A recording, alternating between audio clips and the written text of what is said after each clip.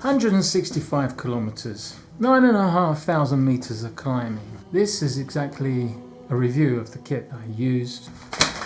No fluff, no showroom reviews, just 165 miles of Welsh mountain and the honest truth of what survived.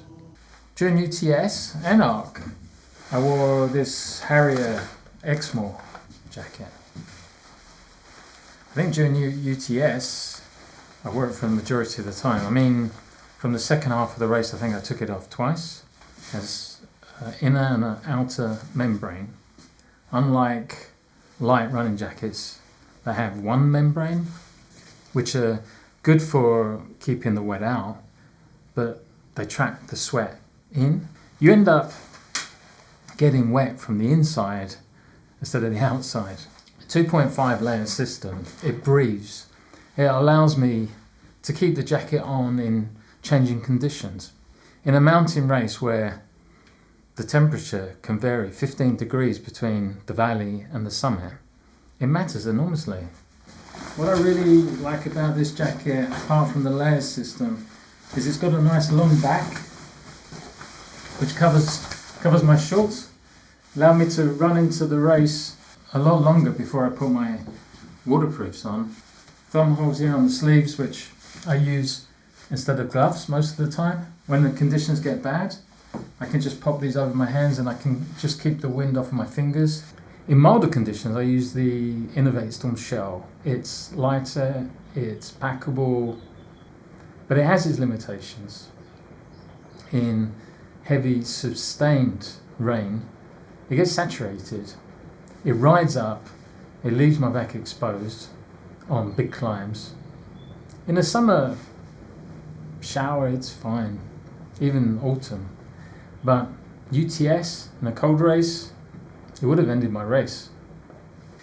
In summary, you've got to know your race, haven't you? You've got to decide what jacket you're going to take. In this year's UTS, weather was bad. I took the Harrier, and it's probably about 100 grams heavier than a lighter version like the Innovate Storm. And after 165 kilometres, I can say I was quite happy to carry those 100 grams. Remember, if I've reinforced something you already know, or you learned something new, remember to hit that like button and subscribe. It helps the channel. To start UTS, the weather wasn't so bad.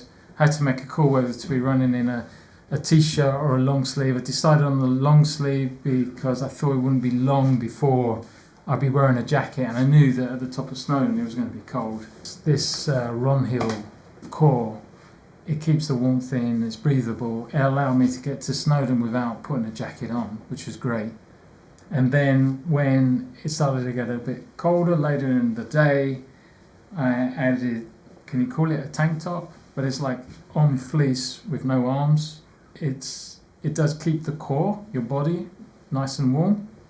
When the weather got really extreme, 1 in the morning, it was all layers on.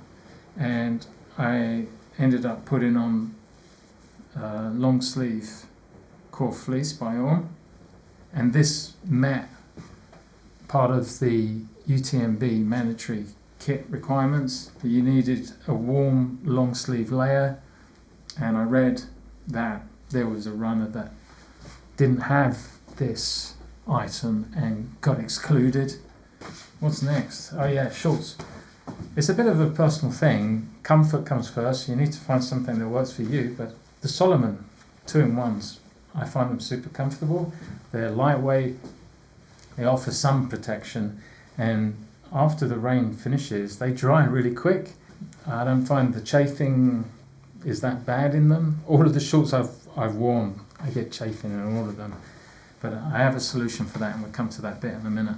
I use the Drymax socks, both the over-the-calf and the ankle version. They're not waterproof, but their layer system keeps your feet warm while wet.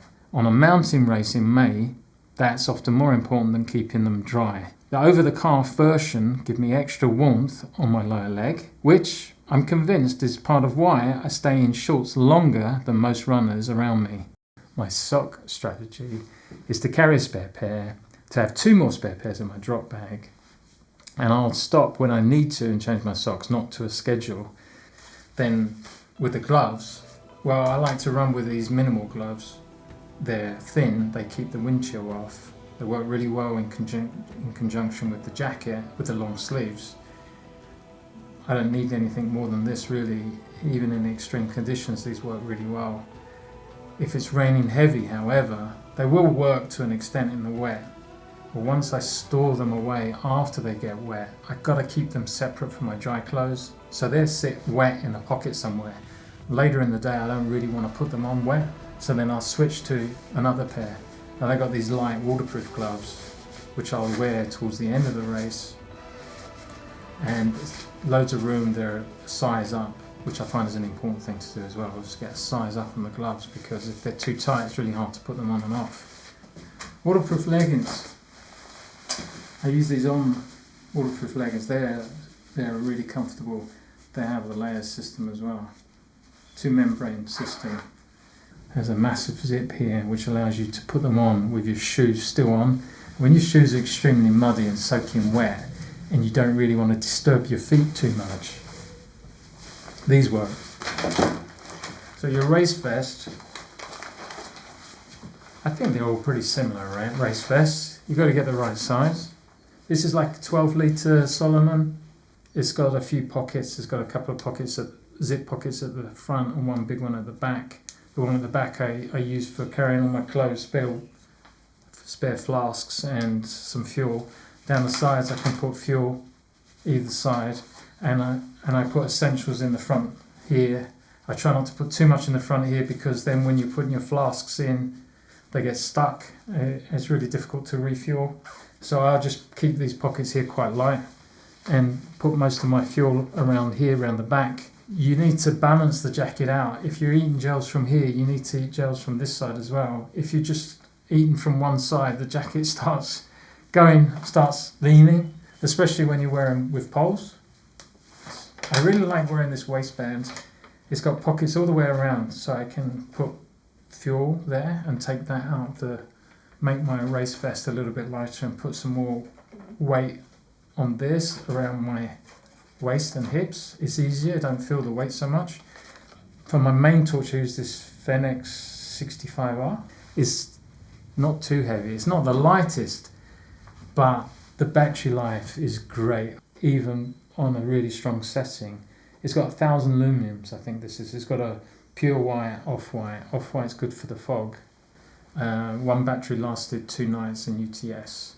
In the Arc, during the winter months, it only lasted 1 night. I had to swap the battery out for the second night. Then finally I've got this merino wool beanie that I will wear when it gets really extreme, and it works in the wet as well.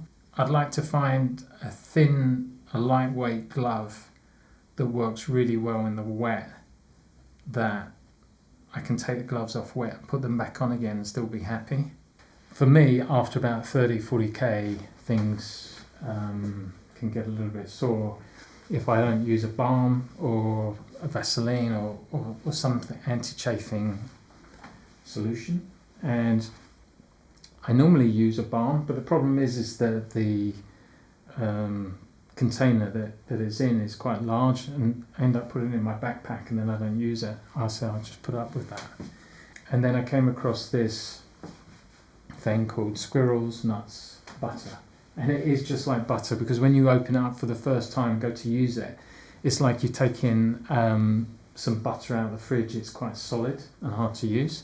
So you need to create some friction before it softens up, and then it is quite easy to use. But I think that's the concept, is that you soften it up with friction, with warmth, you apply it and it cools down again, and it sinks into your skin. It gives you really good protection. Better than all the other solutions I've used so far. 165 kilometres over the Welsh mountains in the worst weather conditions UTS has seen in recent years. Most of my kit passed. I learned some new things. There's some things I'd like to change before my next race. I'm still looking for that ultimate sock that works in extreme weather conditions. If you've got the solution, please drop me a comment. Please like and subscribe. Helps the channel, allows me to make more content, Until the next one, take care.